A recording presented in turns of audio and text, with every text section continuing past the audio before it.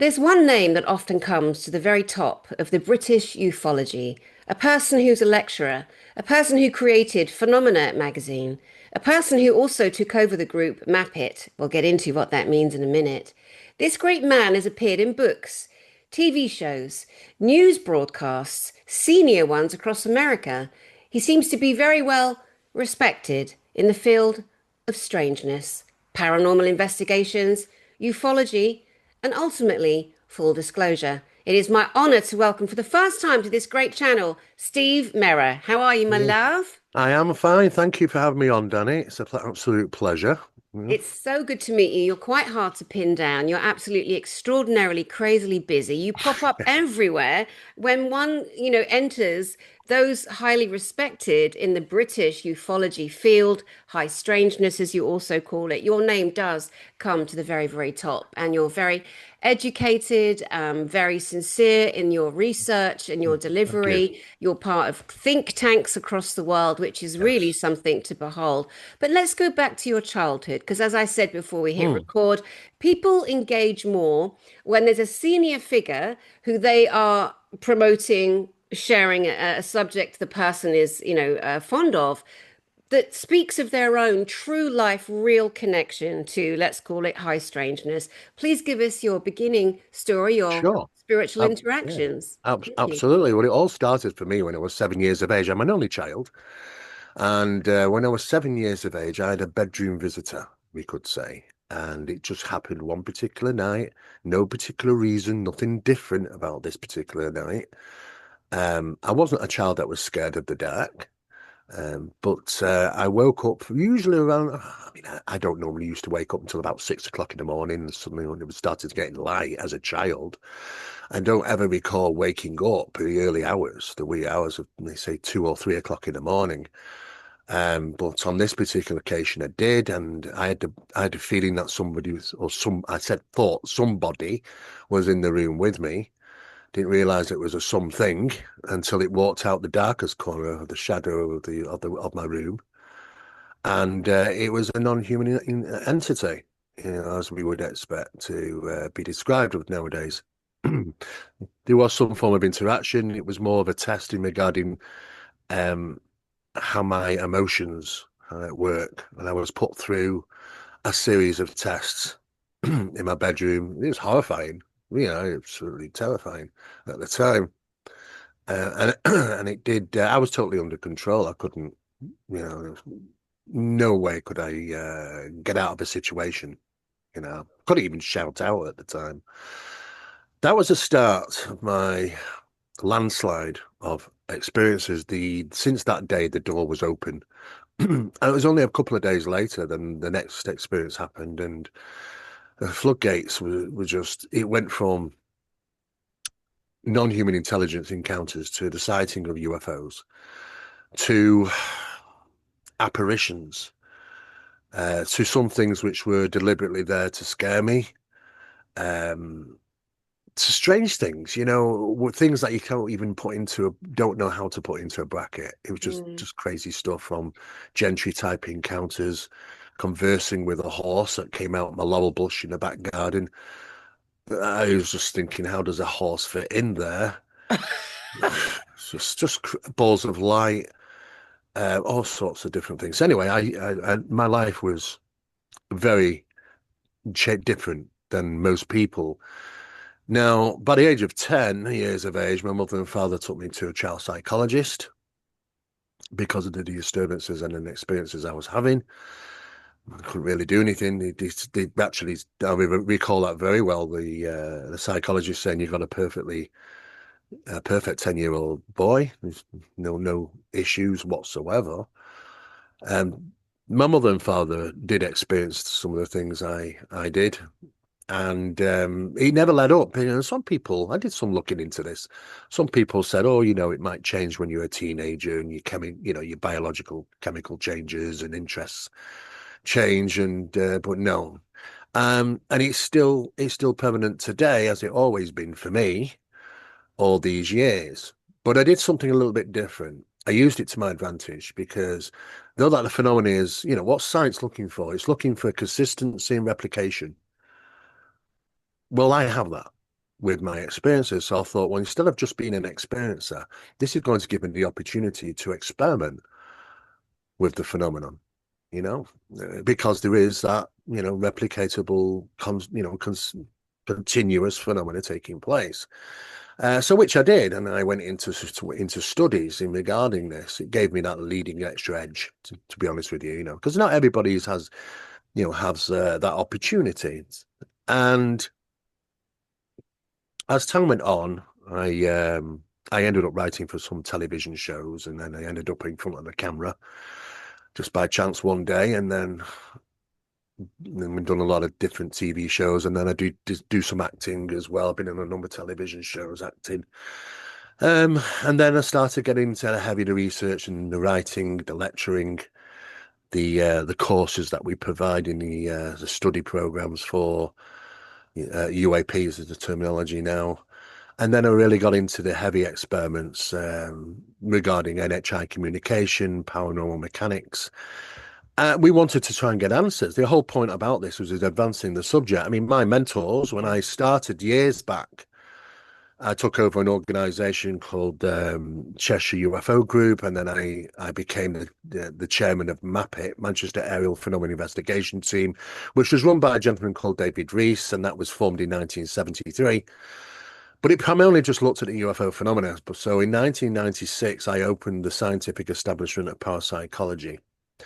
And with that, we did 16 and a half years of confidential corporate investigations.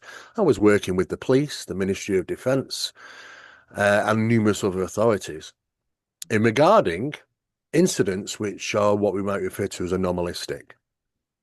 And as time's gone on now, we're into the three new projects: Project Enigma, which looks at the experiments that not only been carried out by others but ourselves in regarding NHI, non-human intelligence communications, the aspects of occult ritual and the stimuli used to create contact, the parapsychological aspects. And then, of course, there was Project Doorway, which was about electron diffusion regions, or hemispherical ones, which is associated to what some people like. I don't like using the word portals. I think it's a bit fantasy, but in the sense of speaking, same sort of things, and dimensional phenomena. So that took me all over the world with experiments, jungles, deserts, mountains tops. Very interesting experiments that were carried out and the results that we obtained. And then as time went on a little bit further, we got more into Phenomena Project, which looks into advanced paranormal mechanics and our advanced studies into poltergeist infestations and the association between all various phenomena. And now where we are, we're in advanced UAP studies, conducting experiments and sharing that information with other specialists around the world in a number of think tanks. And you do get to hear about some things, I mean, we knew about the narrative change before it was going to come out. We knew that was going to be happening, and we do You get to mean hear when they some things. changed the Yeah, silly, ridiculous, as I told you, it winds me yeah. up, UAP. UAP. What an Well, insult. it Because is. I they're mean, I trying to started dominate. exactly. UAP was initially like we were dealing with that in meteorological studies. It's all UAP meteorological studies. But the shift came because the problematics of is that we're not always dealing with structured craft. And it's actually even an argument about the capabilities of what is the phenomenon representing in regarding physicality. It's actually metaphysical, but we'll probably get there. Um, so when dealing with that type of thing is that the whole thing about physics is starts to get bogged down. So we do a lot of work now in the areas of quantum mechanics or quantum physics and quantum imaging, which is going to be coming out over the next 6 months as well. Okay, let's take a step all the way back to childhood. When you first had this being enter your bedroom, you said Yes, you were paralyzed, couldn't move, couldn't speak, were completely at I the was under mercy. control. Right, Yeah. exactly. What kind of person, being was it? Describe it. How tall was it? Was there a Well, smell with it? it was about three. It's about the same size as me. I'm 7 years of age, so it looked to be like well, looking back, a child size like me, um, I mean, it's a stereotypical grey alien, Okay. you know. But at the time, and I had no idea what this Mhm. thing was. But the eyes were very controlling, and it put me through a sequence of emotions. I mean, I was petrified, and then I'm happy, and I'm jumping up and down on the bed, and then I'm crying, and then I'm laughing, and then it came up and yeah, it had three fingers and a thumb that I remember, and it pinched my face, so it was like pain. Wow.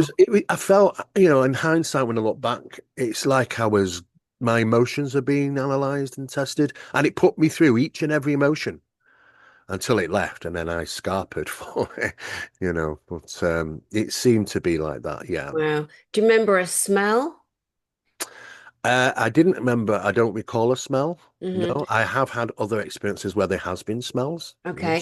sulfur type smells or Right. So ether. just staying with this one for a second because it's just so Yeah. fascinating. This is a founding experience that opened you up It to was an initiated experience, yeah. exactly my point exactly. And I don't want to skip over the other important ones because as you know, there are people watching us that have had experiences that looking for validation, looking for a matching story. Someone like you with the reputation you have, very important that you're not all up in the wind in the think tanks No, with a no, huge ego. yeah, You're grounded. You're saying, actually, this is what happened to me. So important. As you and I were saying earlier, there's disinfo information going in. oh There's yes, personnel. The whole UAP thing, don't trust it at all. I can say what I like, just like you can. And so yeah, we have to be very grounded and very real. And we're British, for God's sake. We yeah. don't talk bollocks. We give it straight, or we're not. We don't have an Well, I'm attitude. pretty much known for that, Right. Don't doesn't matter. I will talk with anybody, even people in the Washington buildings, which I've had communications with. The It doesn't matter to me. It is what it is, and the evidence. I don't go off belief. I go off to data now, as much as I possibly can. Though that I was introduced to this, but they came knocking on my door, Danny. I Yeah. didn't go looking for this. I mean, I'm a trained engineer. So I worked at NATO. It's not what I wanted, but no matter what happens, I kept being dragged back to the phenomena. They wouldn't let me take the track I wanted, so they put me on a different track. And if that track means that I'm out there and I'm talking to 5,000 or 10,000 people at some of the biggest events in the world, then they want me there. They want me to do that, and that's that initiated experience that's led me to that, and probably many others as well. People that same thing has happened, but that was my first experience, which obviously led into multiple crazy things. To be honest with Mhm. If you go back to the 2 or 3 days after this event occurred with the grey, you feel it was a grey in your room, you said then you started seeing UFOs, unidentified flying objects in the you. sky, or what did they look like? Like, again, you're still 7 years old, so explain Yeah. them to us, please. Anyone Well, they else in the room? varied. I didn't know what the things were when he came through my window. He actually went through the solid glass window of my room. There were balls of light. There were three of them. They were luminescent, kind of a whitey orangey color. But they were communications, so I didn't know if it was a communication type of device thing or if it was. They seemed to be sentient, like living things. But then I did see structured craft as well from discs, every feasible shape over the years. But initially it was structured craft with discs or balls or spheres, and those were in fact we reported some of these to the press, and they came out and conducted interviews and things, and my family would see them, so and it just opened up to just I do was usually about every 2, 3 days something Mm, poltergeist type stuff, mm. apparitions, a little man that appeared in the bedroom, and when I talk about a little man, I mean little man, and a hole appeared at the bottom of the wall at the end of my bed, and it kind of went in, not out. That kind of hole went in, and a man would come out, and it'd go like this. I was out the room. Scared me to death. You're like, I I'll says, pass. Thanks very I'll much. pass on that No. one, thank Oh you. my Yeah. God. You're Yes. It It's very sounds so similar. Apart from the grey alien, mine was demonics, dark, deep demonics that would pinch and poke, and then the giant orbs. For me, I used to call them my lights, coming through the wall, opening up all kinds of, like I told you, as I put in my book, angels, demons, and aliens. Yeah, very, very similar. So, when you say they came to investigate, you're saying that the local newspapers would come to your house and interview you, your mum, and your dad, and because you're the only yeah, child. That's great. So yeah. there's a paper trail from the Oh, time there's a from the lot over the 70s. years. Fantastic. This is Yeah. exactly what we need because those who are in it for the right reasons and are truly long-term experiences coming to the top now. So it's great to get your backstory because a lot Yeah, of people this. don't know it, Steve. They don't know your backstory. Now, go Yeah. back to the horse in the bush. Explain that to us, please. Well, I mean, it was only 10 years ago about so when I started coming out and talking about that because I was given the idea that your conclusive dating can be biased if they think that you are an experiencer you might lean towards. Of course, interviewing people over the years has given me a helping hand. I know what people are going through. I know what the trauma is. I know that they like to do fear induction. I've had the shadows. I've had the fast moving shadows and the slow moving shadows. I've been assaulted in bed. I've woke up with blood all over the place. You know, I've had people see bars of light over me whilst I'm sleeping. I've had been engulfed in bright orange light from outside the window, and there's nothing there. And yet you can see my shadow in the room with all this orange light, and you can't see anything. You know, it's profound. But when I used to play, being an only child, I used to play in the back garden and football and other things. And on one particular day, I heard a noise, and a pure white horse's head came out of the laurel bush. And I was a bit taken back because I thought at first, a horse has got into the garden. And then I was kind of studying this, thinking, I can't see the rest of the horse. How did it fit into that laurel bush? And then it talks.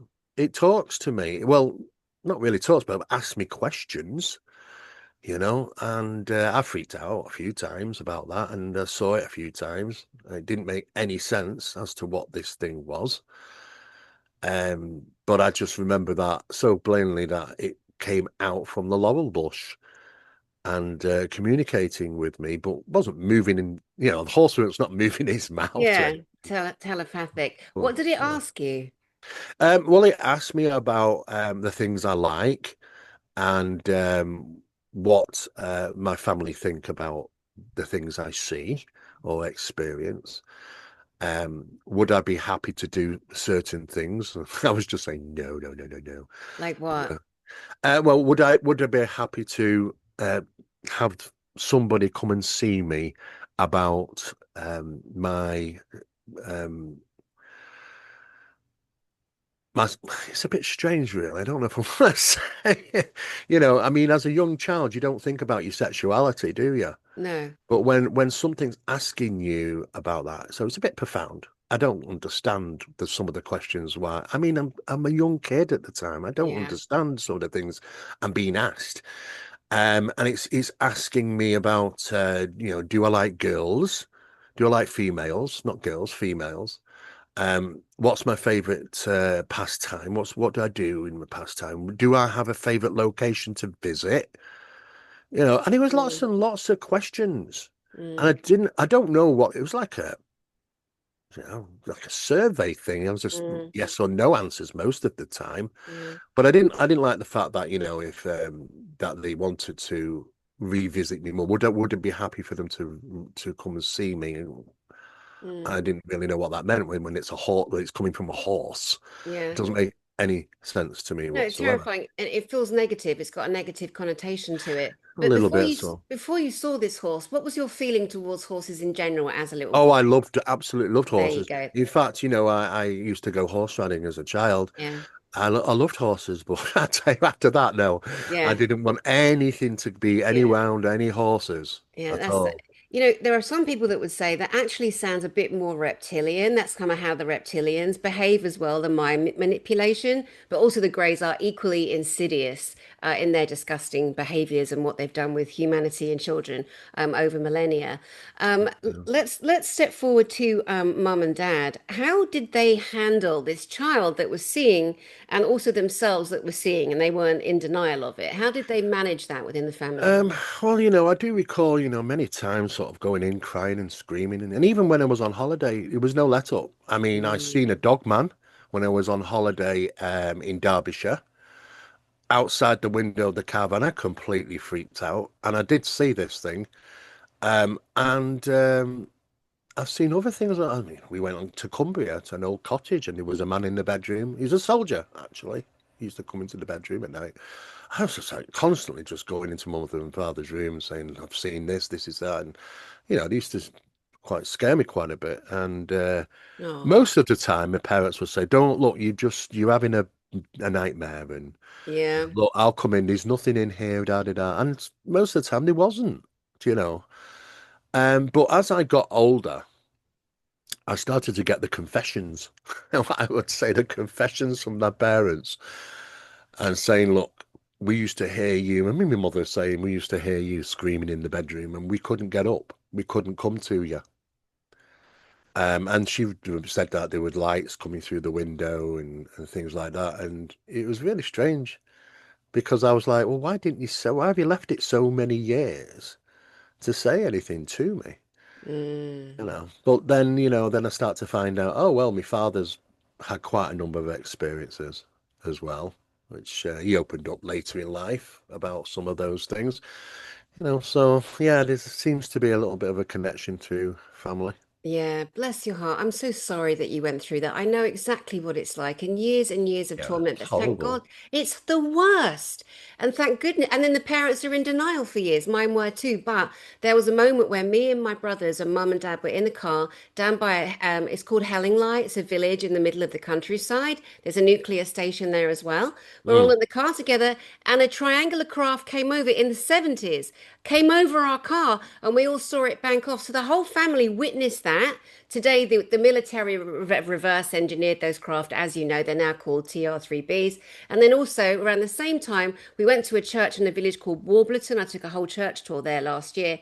And there were two reptilian or reptoid beings, and they were after me. And we ran from them in the churchyard. Physical beings, true story. It happened. Whole family witnessed. Whole Oh, family yes. witnessed. So that's when we know, Steve, people like you and me stand strong on the fact that we're telling the truth. We've got long-term Yeah. lineage and we're still in the work, Well, in our that's 50s. what's good about this is that my experiences seem to act as a bubble. So if people are with me, they experience it with me. It's strange, though sometimes they target me when I'm isolated, many occasions. Sometimes I have to get up and go look, and there'll be something there. It's a strange feeling. It's like the taste of a lemon. You never forget it. It's just, I gotta go. And Mm. sometimes I leave them in the sky, get a bit bored and go in. I don't know if they like that or not, but it gets to a point where, people in my bubble, I would say, will have those experiences with me, and they do. And they have them regularly when they're with me. I mean, I've been doing lots of different things over the years, coming back from radio shows. I did City Talk in Liverpool and driving back home, and there's conversations in the back of the car.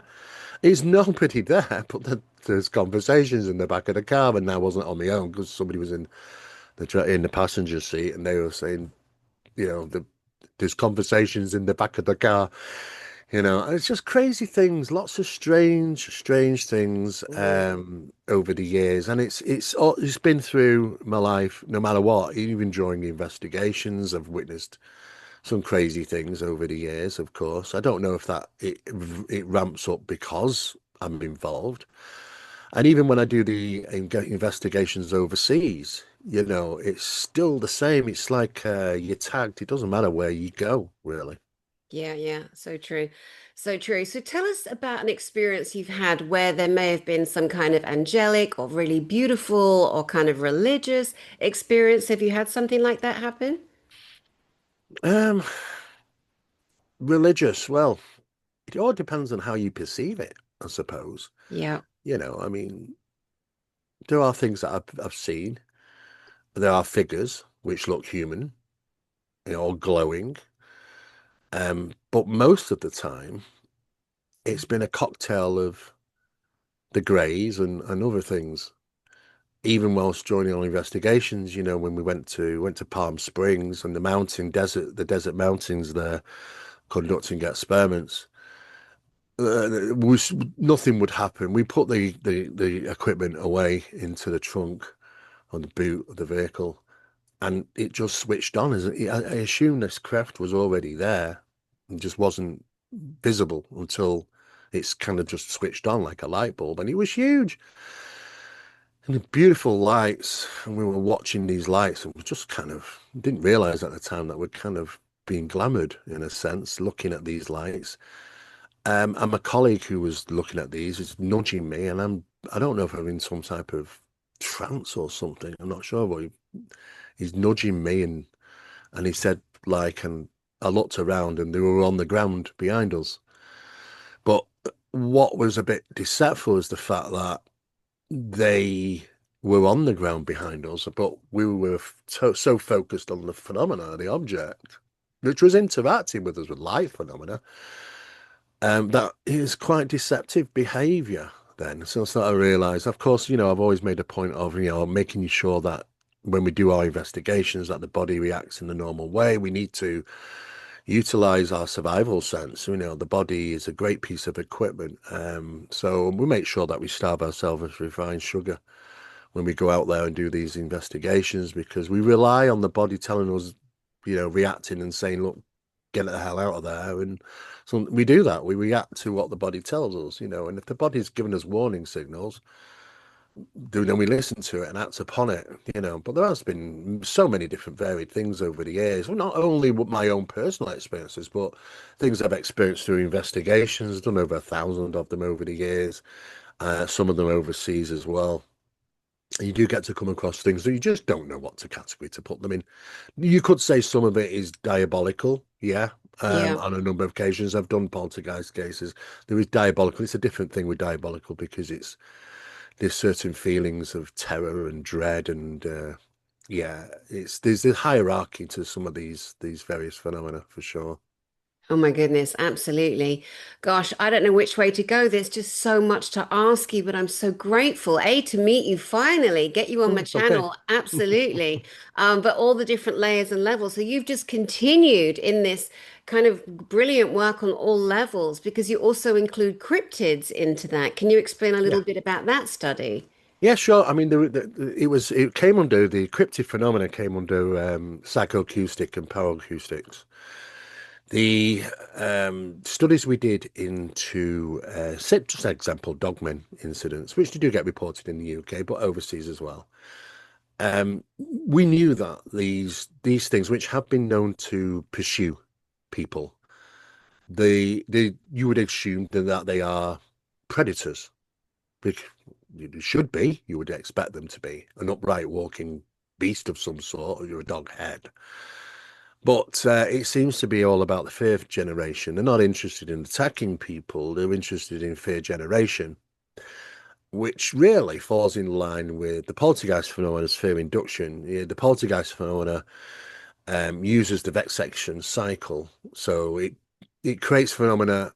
It's the most resourceful phenomenon in the world. It creates phenomena for you to witness, recognizing instantly that it's phenomena, purposeful acts, so that it generates stress and vexation. It feeds from the stress and vexation cycle to create the next act. In fact, phenomena has sometimes, if it's water formings and things, sometimes they've simply just disappeared for the next act to follow. So it's utilizing the energies. And Dogman is seems to fit that same category of fear induction parasite, which but it's in a physical form or presumed to be a physical form. But we are dealing with archetypes, all these various different beings. I mean, it's funny when American government information comes out and said, "Oh yes, there's 4 different types of aliens." Really? What about the other 6,000 variations Yes. The phenomena, I mean, we know the phenomena archetypes. You mean, look, we've done investigations. I deal with abductees and contactees, people who are having these experiences regularly. The phenomena is still persistent. It just doesn't get reported as much. And there's very little support groups as there used to be many years ago. But I am into it. And I've actually got some clients which were John Mack's clients. Um, and over the years, we've realized, the little hiccups that this phenomena does, it's experiencing that was his 5-year-old female who's experiencing phenomena. She sees it as um, her teddy bear. It's an animated teddy bear. It's not, but that's how she's perceiving it. But the audacity of these intelligences, they come back 12 years later. Well, the thing is, she's not going to believe in a toy, animated toy, 12 Hmm. years later. She's 17. Hmm. So she's not having any of that. She actually watched the archetype change right before her eyes. So we know that we're dealing with archetypes. We've done studies in regarding these archetypes over the years and the methodology of communications with them and why they're doing because there's no interface. I mean, the ball of light phenomena at this moment in time, I will tell you, the ball of light phenomena is seemingly heading towards more the true aspect of what this phenomena looks to be. The predecessor to most things, the predecessors to paranormal, ufological, supernatural, metaphysical. The light phenomenon, which is intelligent and sentient, seems to be, could be the face of the phenomenon. Could be. Well, what's being generated from these things is the archetypes. The archetypes come in many shapes and forms. They are metaphysical, so they can be physical one moment and then they can walk right through your wall, just as apparitions can. It's the same mechanisms are being used right across all the phenomena. And what we realize is that the archetype it takes the measure of man or woman, the phenomena within microseconds, and will appear for what they were comforted to be. You know, you could say, well, where's all the Space Brothers gone? Well, this is what was perceived commonly back then, and this is why it interacted in that sort of shape and form many times. We could be looking at it's a mechanism of interfacing with us. I mean, the science says. I mean, I've talked with the scientists. The science says if we've got first off, it's not extraterrestrial. There's no superhighway passing backwards and forwards on Earth. We know by the recent surveys carried out with the countries that do give information and participate, because not all carry data, not all of them want to share, but out of those that do, a UFO is seen every 8 to 15 seconds on a 24-hour basis somewhere around planet Earth. You calculate that up, you're talking hundreds of thousands of UFOs on a regular basis. Hmm. Where are they all coming from? Well, we know by ionospheric disturbances. I talked with the SETI astronomers, and they said, well, Steve, space is unusually quiet, which is an interesting comment. And they said, look, we've no evidence to support that they're extraterrestrial. In fact, there's no superhighway coming backwards and forwards on Earth, and the amount of these sightings that are taking place on a global scale through 24 hours, you'd expect a superhighway. But they seem to be coming in and coming out. They do traverse from locations to locations, but they pop into our reality and they pop out. But what's also interesting is that as click of a finger, in a sense of speaking, they become non-physical, but you wouldn't know because the visual aspects of them stay the same. And this is why they're going into water, not leaving wakes and no splashes. We see them, because the metaphysical actions, are, we know that we've been picked up on radar. They're talking to the military pilots because I've interviewed some of these, and these military pilots saying, well, yes, I can see it. And he said, well, it's not, it's just disappeared off radars. It's still there. He said, yeah, it's straight in front of me. It's just that they've just switched to the metaphysical Yeah, aspects yeah, of this, and yeah. it's all right. It's in the paranormal, the supernatural, the same mechanism. When you do the study, same mechanisms are at play. We don't follow the masks. The variations in the ships is over 1 million variations in the UFOs now because there's no baseline model, you know. Hmm. And there's no baseline model to the archetypes. I mean, they're designed to interface with us. That's why they got 2 eyes, 2 arms, a nose, and a mouth. The science of that would say, well, we know, and we can prove this, that even when we look out into space, we can see how drastically different other planets are. All of them. Everything we really come across, to be honest with you.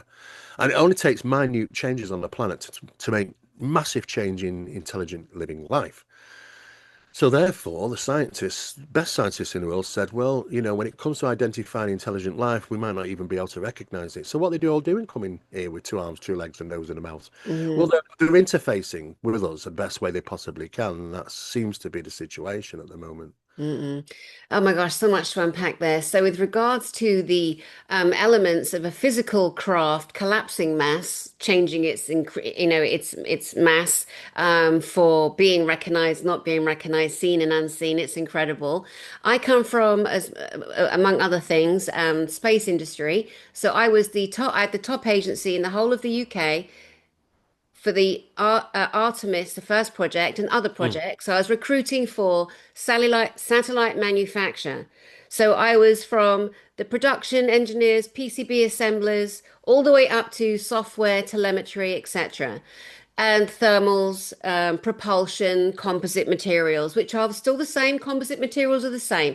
Nothing's changed. I went to the space event in London a couple of weeks ago just to have Mm. a look for my own. Has anything changed since the 1990s? No, not really. We're still Well, using it's carbon because it fiber. plateaued. Right, It's all carbon gone fiber. black. Right, Kevlar, Yeah. honeycomb, epoxy Yeah. resins, all the same. So, given that now, the highway of satellites from lower orbit to middle orbit to geostationary orbit is absolutely jammed, Oh, right? yeah. With military, telecommunications, Hmm. private companies, Yeah. private organizations, private billionaire individuals with their own satellites. Yeah. Yeah. You can So, buy them. You launch your own from the yeah, European Space exactly. Agency. And the general public don't know this. They're Mm. kept in the dark, that there's a war going on up here as well as a spiritual war, an interdimensional war, Yes. and then Yeah. a world war. So when people are reporting all of these UFOs, for example, what do you think is a percentage of actual, not just Starlink and Elon Musk and his game, but satellites, regular satellites moving around? Oh, well, we've got a lot of that. We can easily see them. We've got thermal rolling satellites. We've got, when they're creating iridium flares and people get mixed up with as to what they're seeing and stuff, or blinking satellites. I mean, this can happen with thermal rolling. There's many of the other things we do know. There are also a number of satellites up there, which are what we refer to as non-listed satellites. I know that from when I did work with NATO as a contractor, working on numerous things, which is automated connections through non-listed satellites about the size of football fields, which are out there. They're probably NSA ones, to be honest with you.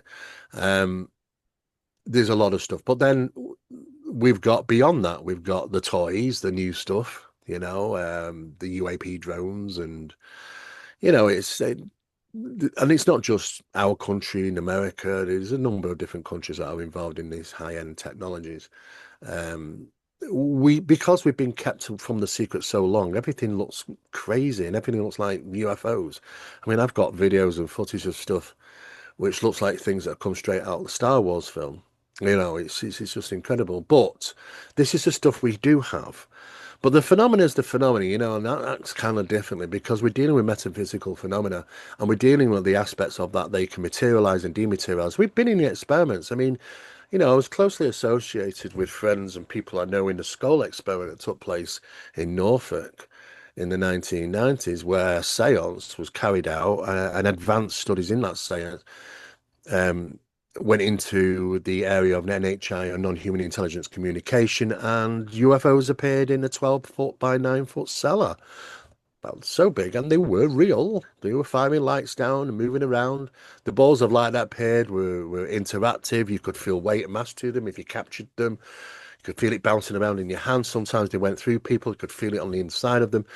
Um, I was involved in and then of course I found out more about the advanced skull experiments that took place in Scotland.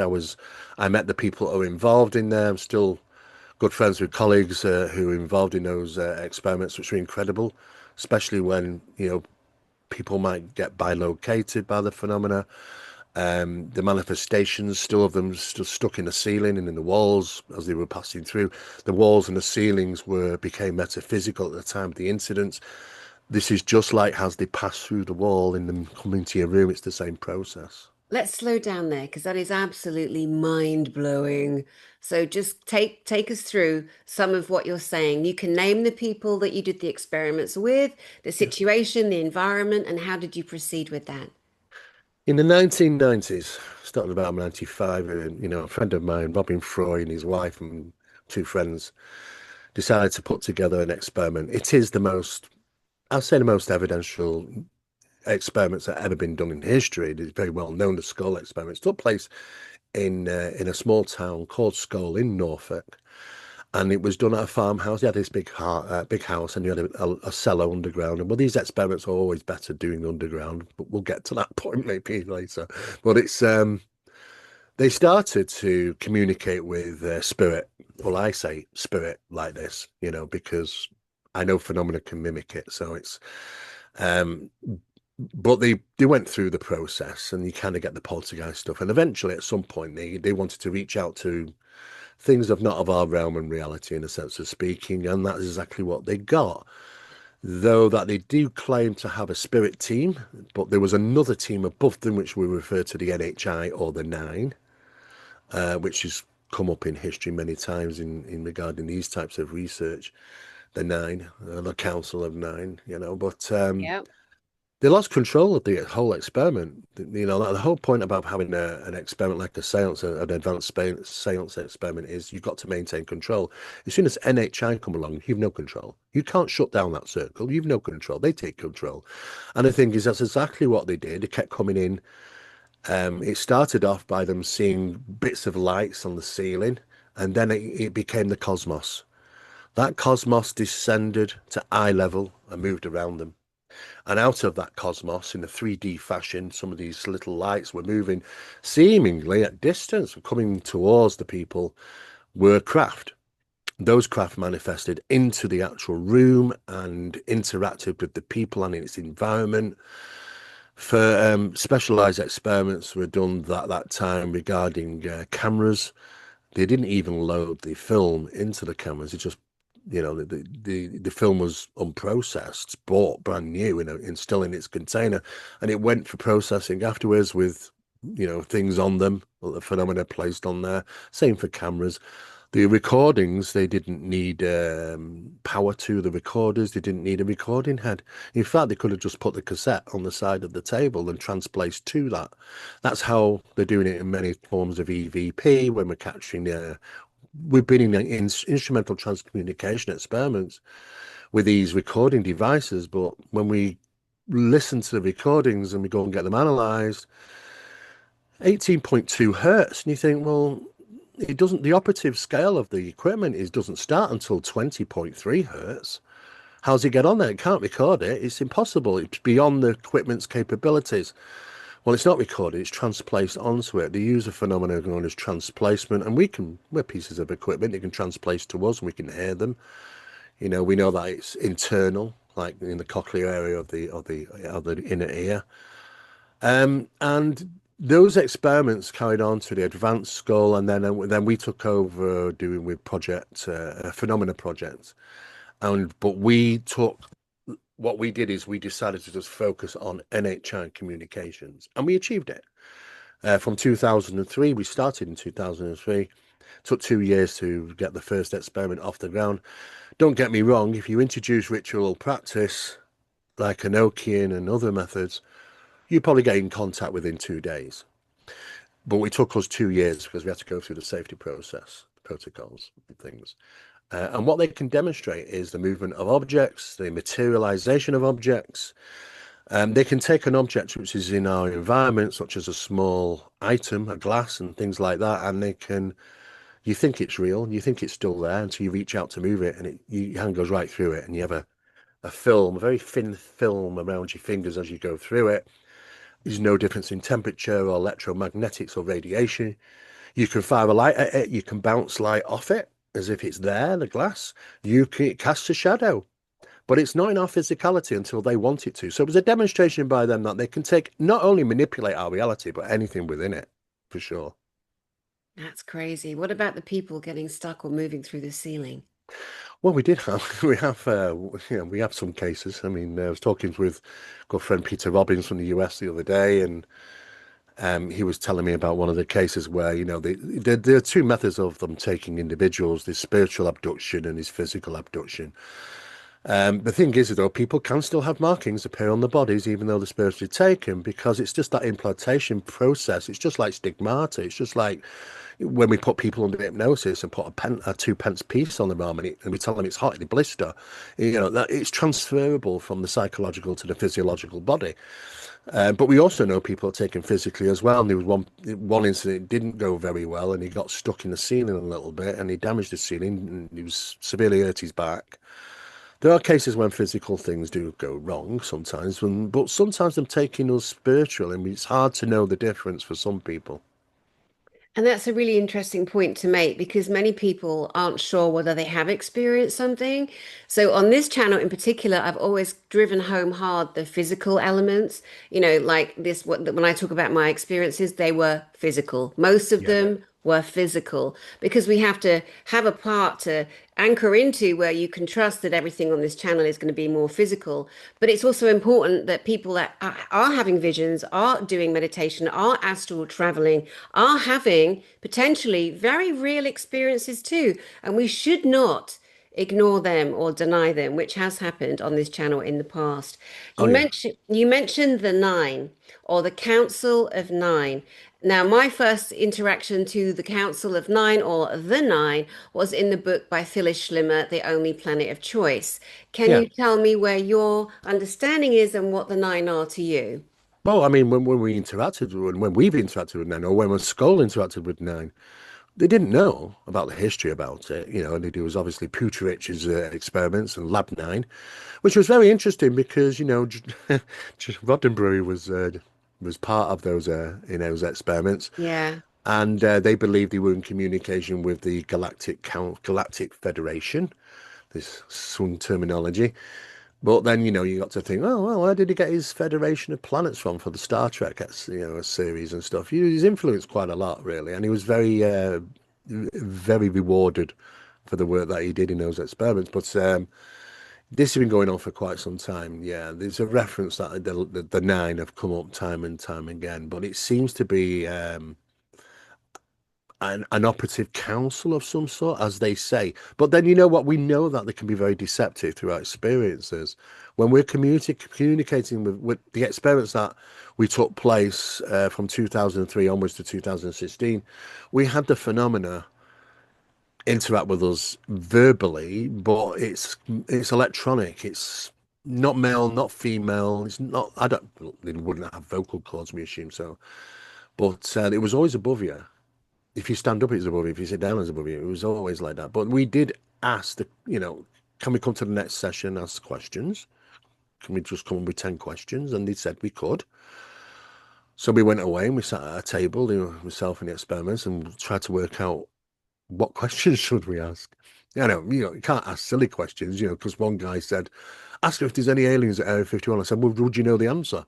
And he just looked at me like, well, I said, well, that's, look, we have to ask some questions. We're not going to get we don't know the answers to. So we did, it was a bit tricky, actually, more tricky than we thought, because we just say, which 10 is it going to be? But at this meeting, this closed meeting we had, we decided to pick out the 10 questions. And of course, the ones at the top were like, is there heaven? Did we go to heaven when we passed them and things like that? How many dimensions are they? At the moment, do we know and things like that? So there was 10 questions posed. So we went back to that session. Now the thing is when you're in reach of NHI communications, it's not like a séance. You haven't got to build it up again. It's like it's like a phone off the hook. They're always there immediately. So we went back into the experiments to ask them. We said, look, we got the 10 questions. Can we ask 10 questions? They said we could. And we said, right, here we go, sort of thing. And before we even started, this constant jargon was coming out, this electronic noises. So what is that? And they were doing words. We were trying to work it out, but it was just repeating over and over. What is that?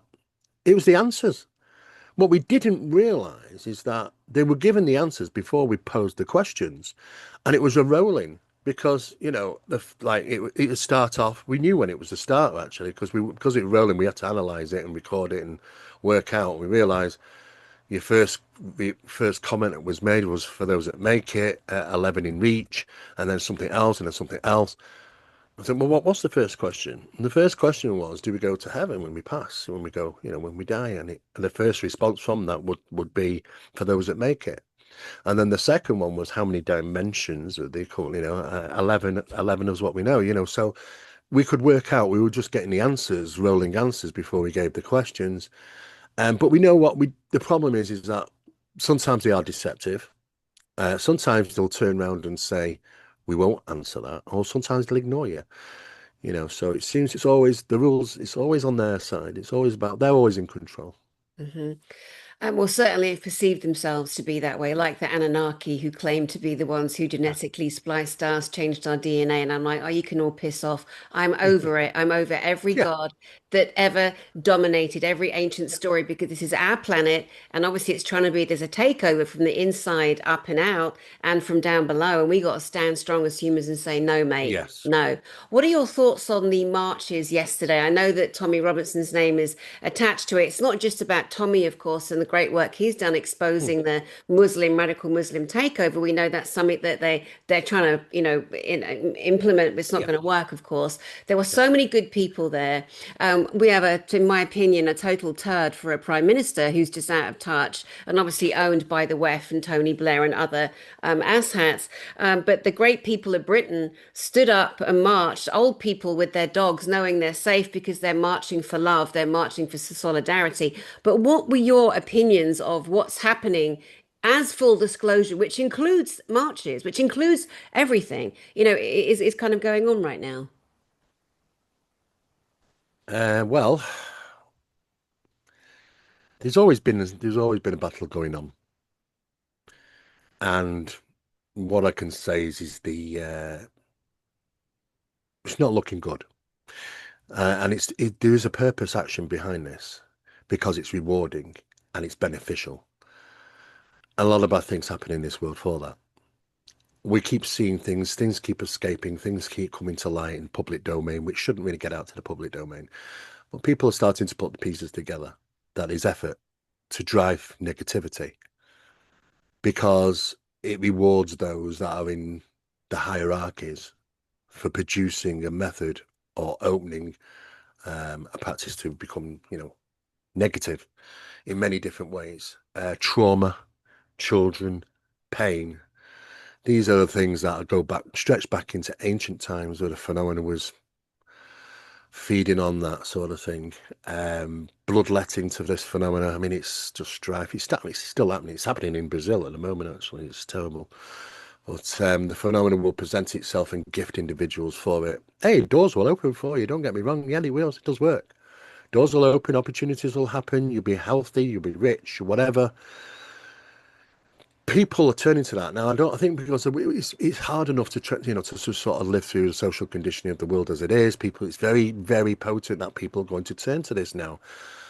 I mean, I am connections with religious people, priests, and things, and I mean, we had the norms document that came out from the Vatican last year, November. It was publicised to the general press that the phenomenon now is utilizing religious connotation in its apparitions. It's not what we think.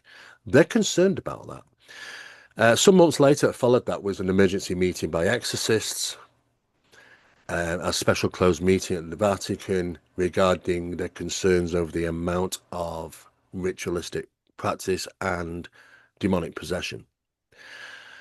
They then, about 3 weeks ago, the Vatican released the stats. Now, these are clever guys. They know how to get the stats in and stuff. We are talking about religion now, of course, but however, if you start to look at the stats, they're saying about quarter of humanity now is occultly oppressed, um, at 25%. Then they obviously look against the positive stats, which are about 25.8 to 32.3% are Christians. But how many of them actually doing anything or prayer or anything like that is a lot less. So the scales are tipping. This has been going on all over the world, negative regions, negative phenomena, very bad things that are going on out there. because there's something that drives it and something that rewards it. And if you pay homage, worship to these sort of things, you will get an instant, something for your troubles in a sense of speaking. Now, the phenomena can act like that on many occasions, especially when it comes to gifting sites. I mean, UFOs don't crash. They impact heavily into the ground on purpose. These are Hmm. things which are gifted. But there's a lot of different rules out there. Some I can't say, some I can. So those that I can say is that about the technology, is that they keep going on about the great technologies that they've got. Well, they have with the craft material and stuff like that. But when you go into these crafts, they'll give you stories about, oh yes, it's got this, that, we've got all these different technologies, but there's not much in them. There's no guidance system, no flashy buttons. It's operated clearly. Well, that's because the craft is part of the phenomena. They're absolutely part and parcel of the occupants and the crafters seemingly were connected. But people experience different things. But some of these things have been gifted. They've actually landed. There was one near an army base not too long ago in the US. And it sat there for 7 hours before they got in there. They were a bit concerned. Nothing in it. There you go. There's your present.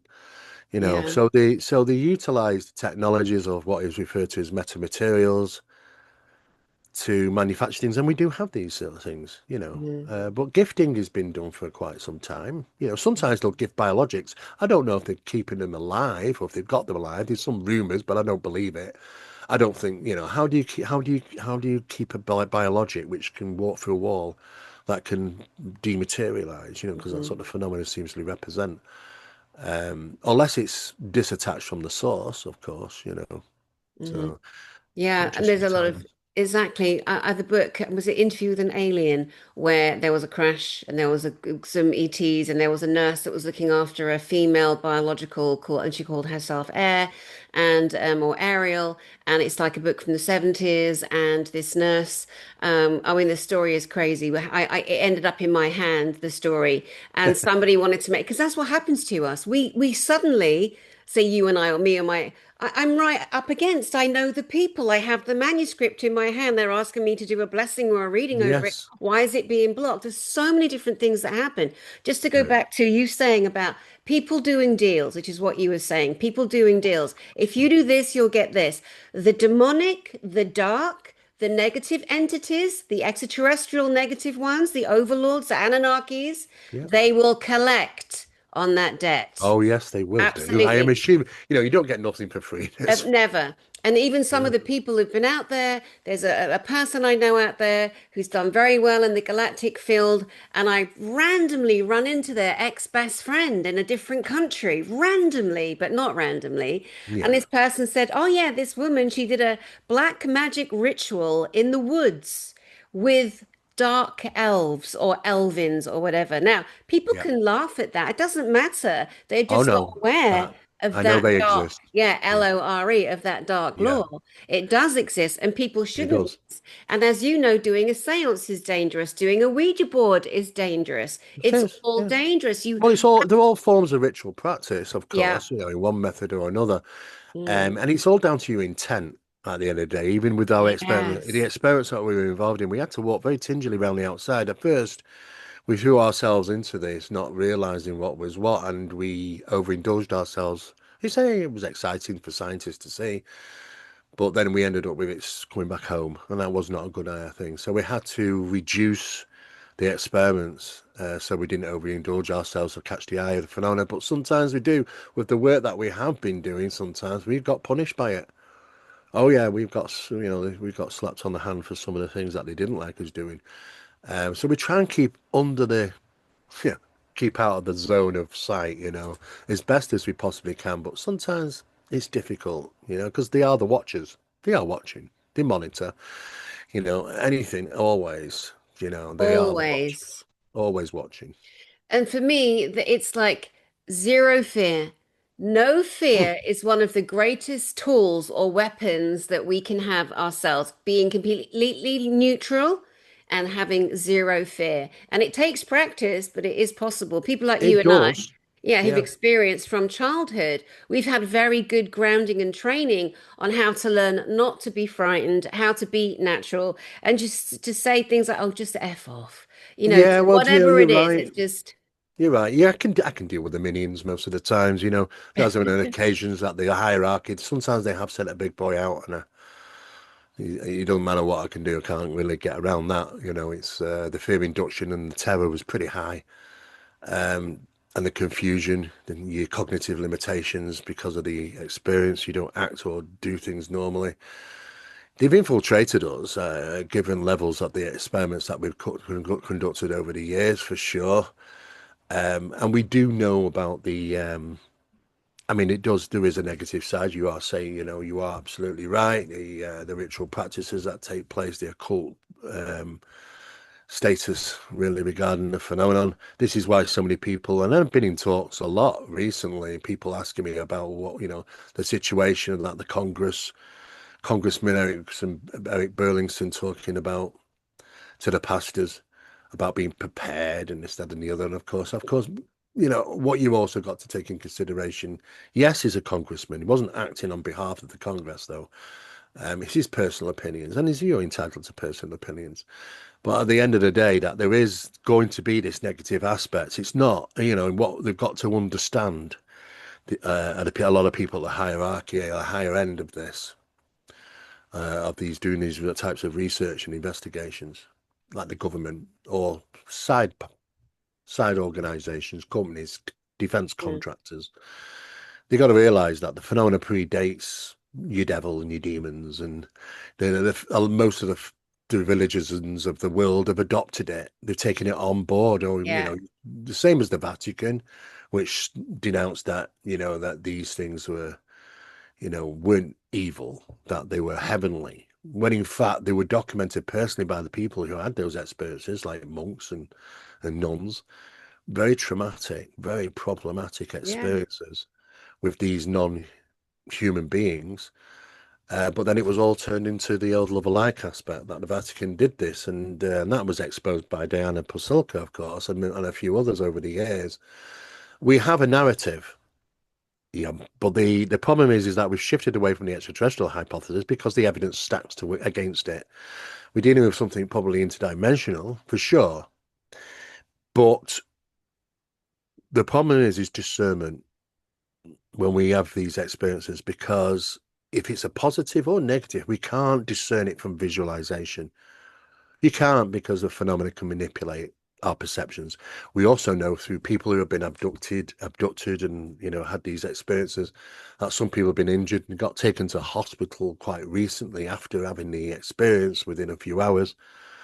And after the scans and blood tests, they were flooded endorphins in them. What is endorphins being flooded into the body for? Well, it causes euphoric feelings. So we can't trust what they're feeling sometimes. They can't trust what they're seeing sometimes, experiencing. Sometimes we have false memory, program memory. Yeah. It's a difficult situation. People do have bad experiences. I'm not going to turn around and say people don't have nice experiences, because there is simply a gender. Some of them are going to deliver nice experiences, yeah, because it's just a gender. This is your job for the day. Other people might have a bad experience, and that's the job for that day. We can't Mm. just say it's black or white. There's grey, excuse the pun, but there's grey areas in the middle. Absolutely. Well, I know that you have to leave in a moment because you have other projects on today. I I'm do, so yes. grateful that you've given me time on my channel. I know that my audience are going to be thrilled to see you and hear your backstory, which I know most will never have heard. We haven't heard this about you, Steve. So thank you for giving us the No, grace of you're your, you're welcome. I yeah, mean, your, when I'm overseas and I talk with, I won't mention names, but some of the world's leading specialists in this area, you've recognized names. You'd be surprised, when we get to talking around the bar and stuff, that why really they're into this subject, and there's more experiences than you think. But they don't come out and say, because they think it might damage their reputation. And I just, look, at the end of the day, I can't interview people. and not share with them that I've had that experience. It's wrong. So that's Wow. why, some years ago, I decided I'm going to come out and tell people that it's not purely by chance that when I do a video, I can throw out all these photographs and videos of UFOs. Why? It's because all I've got to do is go to the back garden and film them. I have to sort of put it on the line and say, yes, I'm an experiencer. Yes, it's real as far as I'm concerned within the reality that we understand. But I like to investigate and research it, and it gives me the extra opportunity to do so because I can bench test the regularity of the phenomena I experience. So it does happen a lot. There's a lot of people out there which are more experienced than they'd ever say. Yeah. Well, I think it's time for them all to really humanize that, collapse in, don't worry about their scientific data because we're more interested in the human aspect because that's where our power is. I know that we didn't get a chance to get into more detail of things like Project Doorway and the advanced UAP studies and the mechanics and the quantum mechanics of other areas You that can you're always in. invite me back on. We can talk. I'm inviting you back, Steve, already, my love, because I know Yeah. that people are going to have questions. So we'll invite the audience to write in the comment section, not the live chat section, guys. The comment section, questions for Steve. And when he comes back, we can go through them. Is there anything you would like to leave with us? How can we get hold of you? You've written so many books. Is there one area? I mean, I'll put the details underneath of your website, Yeah. but what do you want to Yeah. leave with the audience? Well, you know what? I mean, if people want to find out a little bit more about the work that I'm involved in, I do share video content on my YouTube channel, which is Steve Mera Official 2024. And but most people would kind of just punch my name into Google because there's so many things I'm involved in. I've always made myself available for people to talk. I mean, nobody can pick up the phone and talk to Linda Morton Howe in the US or Richard Durling. They're just too busy.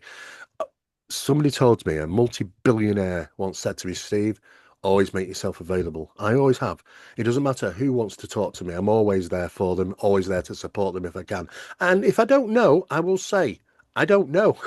That's the biggest thing. That's the I don't key. make thing up. I don't know, I don't know. But I can tell you what I do know. And I think it's important that people have got somebody to be able to trust these days, really, because people are continuing to having experiences. They don't really know who to contact. We've come up with measurable things that can cause evasion or aversion with the phenomena. It's not 100%, but it works. And I've dealt with people who are having experiences like this regularly, and there are things that we can do to make our lives a bit better because we are born to a place of the fallen angels if you want to believe the Bible. We've got to work our way through all this darkness. And maybe that's at the end of the day to come out at the other end and say, you know what? We made it. I think that's what the important thing is. Amazing. Thank you so much. Beautifully stated.